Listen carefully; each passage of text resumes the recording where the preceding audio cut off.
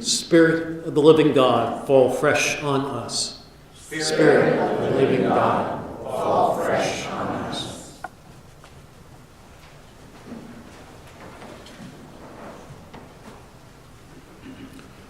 The devil wanted Jesus to grow in his way, not God's way.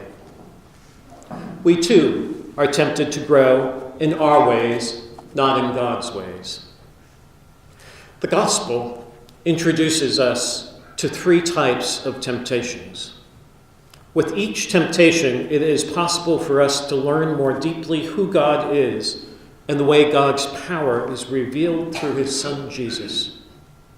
The devil tempts Jesus to turn a stone into a loaf of bread. We learn that God's power is not about magic. The devil tempts Jesus to have command over all the kingdoms of the world. We learn that God's power is not a power of this world. The devil tempts Jesus to jump off a high place and save himself. We learn that Jesus did not come to save himself on some sort of whim, but rather through God to save all people.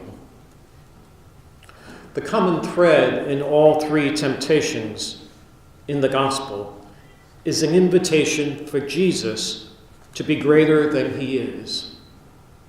In resistance to these three temptations, Jesus understood that he was less than the Father's plan. We recall those great words and teaching of Paul, "As I decrease, Christ increases in me." Jesus decreased so that the Father's love and power could increase. On Ash Wednesday, we each heard the words, "Remember thou art dust, and unto dust thou shalt return." We are called to remember we are dust apart from God, and even living in God, we will return to dust. If any congregation has a chance of understanding this spiritual paradox, it is the people of St. Francis. The prayer of St. Francis on our columbarium walls reveals the secret of walking in love, following Jesus. Lord, make me a channel of your peace. It is not our peace that we give to others. We bring God's peace, God's love, God's mercy, God's justice to others. We can only bring God's peace, love, mercy, and justice if we become less and let Christ's love and power increase in us. Our task of Christian living is not easy. You and I are faced with constant temptations. It is so very difficult for us to keep decreasing and let God have the center stage. When we give God center stage, we give up our control. God reigns over all. In all three temptations, Jesus restored God with full control over his and all of our lives. So let's take a closer look at those three temptations. At the Last Supper, Jesus will take bread, and as Episcopalians, we believe that this is the institution of the Holy Eucharist. Unlike the devil who wants Jesus to turn a stone into bread, Jesus, through God's power, will give us the bread of life.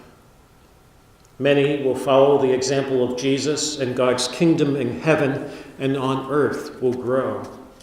The kingdom that Jesus is building cannot be offered to by the devil.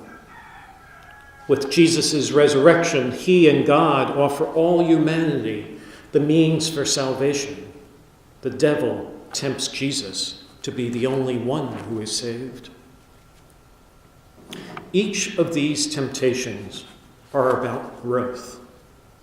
The temptation in each case initially appears like power and expansion of something less into something greater, a stone into bread.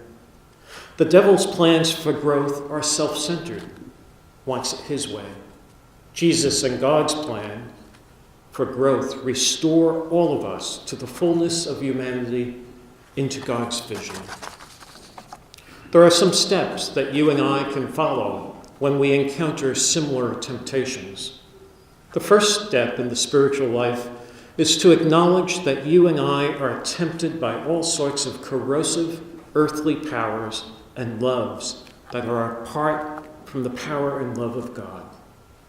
The second step is that we admit that God's power and love is not always sufficient for us, so we wander away to find more immediate satisfaction and gratification of our appetites to receive more.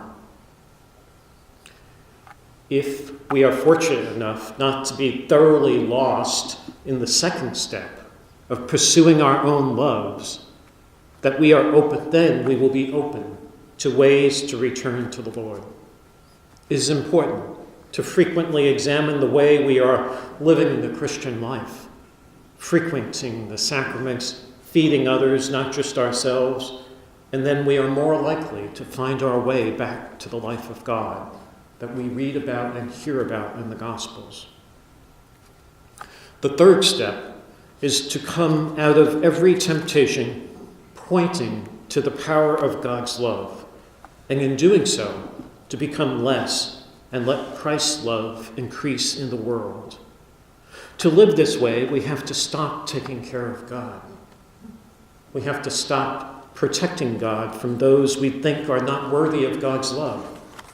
We have to get out of the way and let God's love touch all, even if only the hem of Jesus' cloak. To love is the Lenten journey call. We just heard that in the beautiful piece of music sung. And we will continue to say these words through our prayers of the people throughout the Lenten season. You will hear them today. You will participate in them. The journey we make will touch our lives in the way we love and grow as people and also as a congregation and as a church. Our individual temptations are a private matter that we reveal to very few people because they reflect who we are in our moments of greatest weakness. Often they bring us shame. Our spouses usually know our temptations. Our spiritual directors and our therapists, and friends who have been our friends for a long time. Today I want to briefly reflect on the relationship between our temptations for congregational growth that we want and the growth that God offers us. The temptation I have observed, including myself in this, is that we too quickly ignore the ways we have grown because we are not satisfied with our desires for growth. We want the next generation in place. We want to be bigger. We want to have more people to do more work. We want to have more pledge. All good things. But where is the balance in the growth? Is it I? Is it you? Is it God? In the process of all our longings, we sometimes risk missing the ways we are growing and celebrating that, even in numbers of people. I want to take you on a journey down memory lane. Since I came to St. Francis in September 2012, I have presided at 19 memorial services. Soon, I will do my 20th with Harry Brown. Many of these names of our beloved parishioners you know and cherish to this day. I'm not going to name them all. The very first memorial service I did 6 days after arriving here. Moten Holt. And then soon after, weeks after, Louise Biddle. A year later, Irving Biddle. And too soon, too early, Mark Hamlet. Estelle Kinsella. And then moving ahead in years, Catherine Knight, Bob Howard, and more recently, Eric Brocklehurst. Other names to be named, but just a brief walk down memory lane. During the same period of time, many people were coming to St. Francis to visit us. Some came while they were visiting local family. Some came as part of their formation as a deacon or a seminarian. Bishop Barry told them, go see St. Francis, go see St. Clement's, go see St. George's. And they came for a day. A couple came back. I really wish I kept the names of every single visitor who crossed our doorway.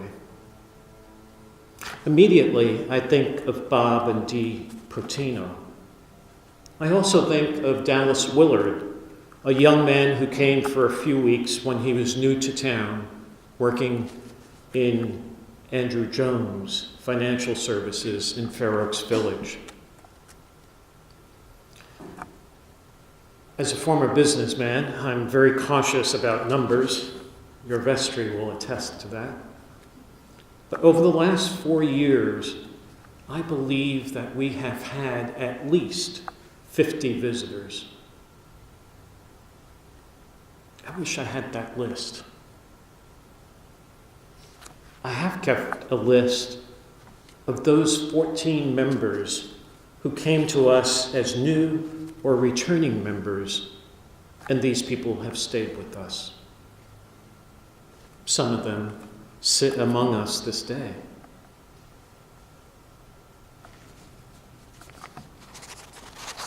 Our temptation might be, because it has been mine, to do the math. We've had 19 memorials, 14 new members, and so we are down by 5 members. One temptation is to look beyond the ways some 50 people's lives were touched by this church, and we by their presence.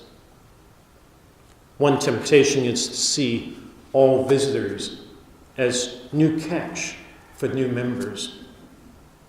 One temptation is to be disappointed about 14 new or returning members because we wanted 28, 36, or 50 new members.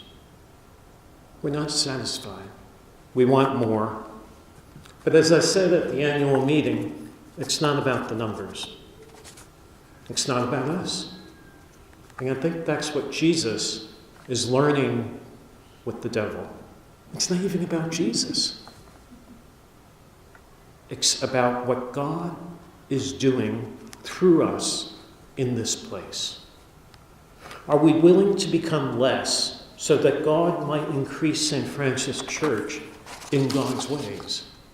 Are we willing to continue to grow in the ways we are a channel of God's peace and love to many more people, yielding in growth? There is so much more I want to say on growth. At the next vestry meeting, I will be making a presentation to the vestry on growth, offering more content to celebrate, some insights and wonderings for the ways we might cooperate, the ways we may cooperate with what God wants us from us in growing, versus maybe the ways we have grown in the past and are tempted to want to grow in the future.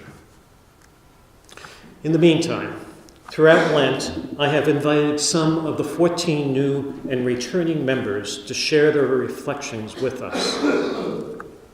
I call this series of talks that you will hear each week throughout Lent after the sermon as practicing our Alleluias.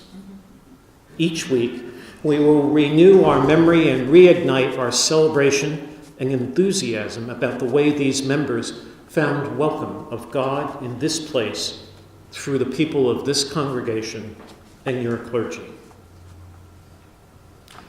Turn this stone into bread are the words of Jesus' temptation. The temptation of many congregations in the Episcopal Church is fill our church with more people. We want more than we are receiving today. We want our stones to become a loaf of bread because we are impatient to wait to receive the bread of life. We, like Jesus, have the opportunity to transform the stark reality of our temptation and turn our attention to the power of God alone.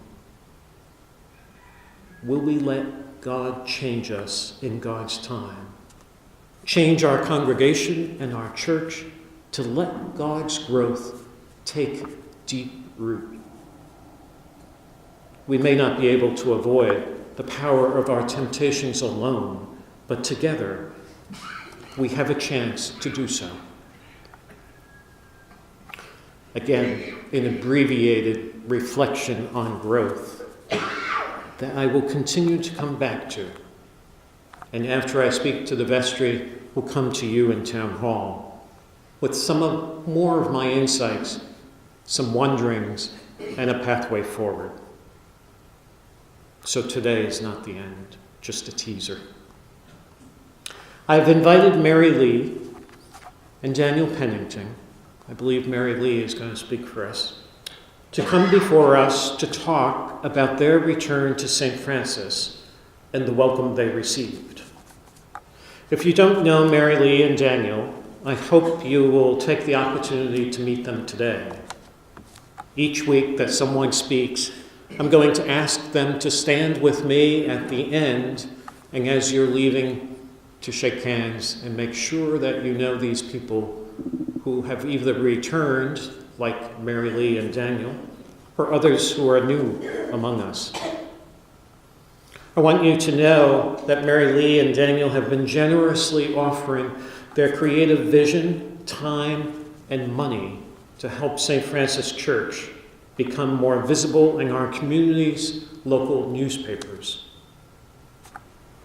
Mary Ann O'Kane sent me this past week several comments that went to the vestry as well, with her enthusiasm and excitement about seeing ads for our senior produce market and also for our worship services, putting the name of St. Francis out there. And so please welcome Mary Lee.